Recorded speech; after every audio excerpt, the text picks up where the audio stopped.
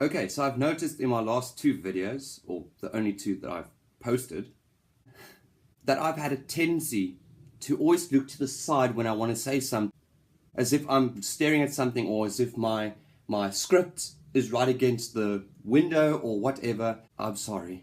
I guess it's just a reflex? Habits? I don't know. SARS.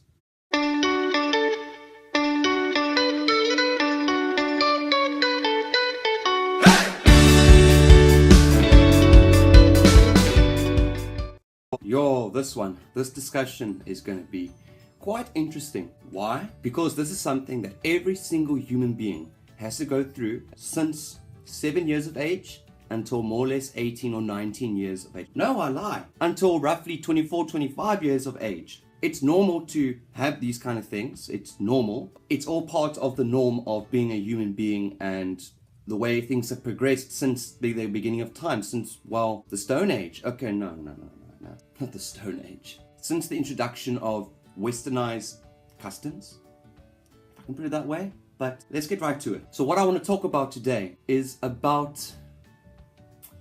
tests and examinations. Now, the way we have been brought up into this world as human beings is when you have to progress as a person, sexually, mentally, psychologically, socially, and basically just maturing, and also particularly to focus on your intellect. And the way that one would do so is by going to school. Obviously, when you start out at school, which is in South Africa we call pre-primary or creche, which is a little lower than that, but that's what we call it, which is before you actually formally go to school, where you wear uniforms, ties, black shoes, grey pants, blazers if necessary, and all that jazz. Now, when the moment you get into school, obviously when you start off, you would have to take it step by step, from grade 1, which is about the age 7, to about, I rate grade 4, where you don't necessarily be evaluated by means of a written formal examination or test, because you're still too young to actually do it and to have the intellect of expressing your knowledge and your vocabulary. But now, that's all fun, happy and dampen and sunshine. But the moment you get to, I'm assuming grade 4, I'm just spitballing, but definitely from grade 5, so about the age of 11 until matric. No, let's spice it up a bit. Let's break it down. Grade 5 to grade 7, you're in primary school. You're still young, very young. You still haven't developed as a pubescent, but from that time, that's when you start being evaluated. And you start writing tests, usually towards the end of a school term, where you write a test, and that test will determine whether you passed that term or even that year, if we're talking about the last term. And sometimes they can be quite scary if you think about it. But here's the weird part. High school. That's where tests and examinations are so important to the school. When you're young, you don't really see the importance in those things, because you don't see the relevance in having to test your knowledge by studying a book or a couple of pages in your hand and to see how well you can remember it when you actually write the test. And then when you get into university, oh my God, I don't understand. Here's my thing. I'm studying education or teaching at Stellenbosch University. At the moment, I'm in my 3rd year, and hopefully, if I pass my exams and my tests, I will be a 4th year or a final year studying teaching, and I'll eventually become a qualified teacher so that I can teach. That's my story. Now, here's the thing. We live through this accepted thing where when you go to school, when you go to high school, when you go to university, you eventually have to be evaluated and you have to write a test, do tasks and all that jazz, and you don't really understand how does your ability to remember things or to put it on paper truly show that you understand your work to the fullest and that you are a competent enough human being to go forth and progress to the career that you want to do. Now, I know there are some subjects or some courses or degrees where it is quite important for you to know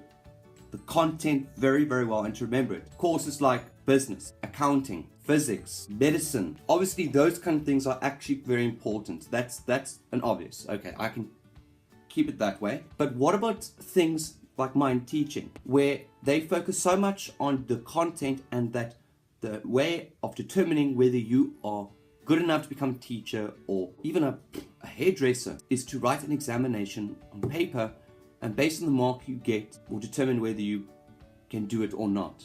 That is the one thing that I've been focusing on, or that's been boggling my mind for quite a long time, because I had a conversation with someone about it quite a few years ago regarding the whole thing about tests and examinations, and that's they testing me on stuff that I already know, or things that I'm able enough to know. But sometimes the best way of really knowing what you want to do content wise is practical.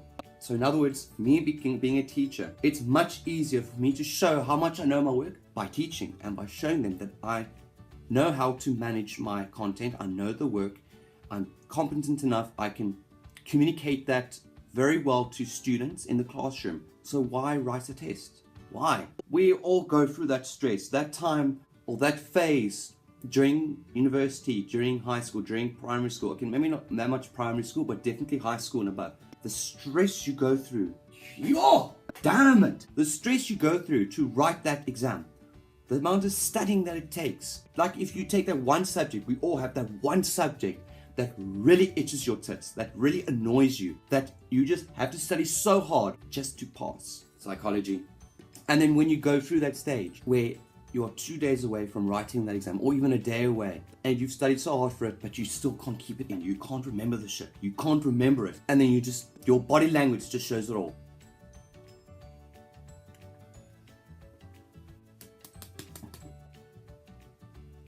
That's more or less how you'd be feeling at that time. I know that some of you will completely and utterly disagree with me about what I've been saying, and that's fine with me. Don't take it too hard.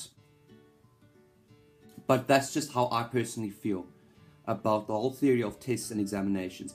Yes, it is important that we must know the content. Obviously, it is important that we know the content to be able to apply this knowledge practically or in whatever other form it has to be. But there are some things that would best determine your knowledge and how you know your things through application practically. And I believe that that's something that I feel people should consider. I don't want to live my life with a degree or with these marks saying technology 58%, English 50%, psychology 49%, history 88, maths 82. I don't want to have that kind of label, because I know I can do better than that, and that I can do that better practically. To those wonderful teachers or lecturers, and I'm not targeting anyone, but to those lecturers or teachers that I've been through in my 10 years of high school and university together, I am not an idiot.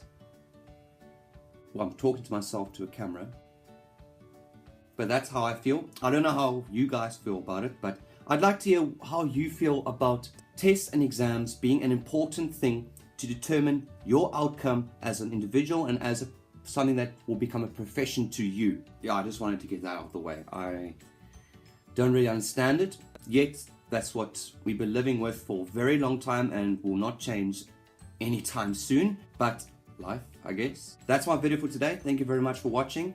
I hope you guys enjoyed it. If not, okay, that's nice. Feel free to comment your thoughts and opinions about tests and exams below. Now, I don't want to do the same stuff that most YouTubers would do because I'm not bothered about it, but let's see how it works. Please subscribe, like the video, share it with others. I only had 7 views in my 2 videos. Who cares? But till then, bugger off.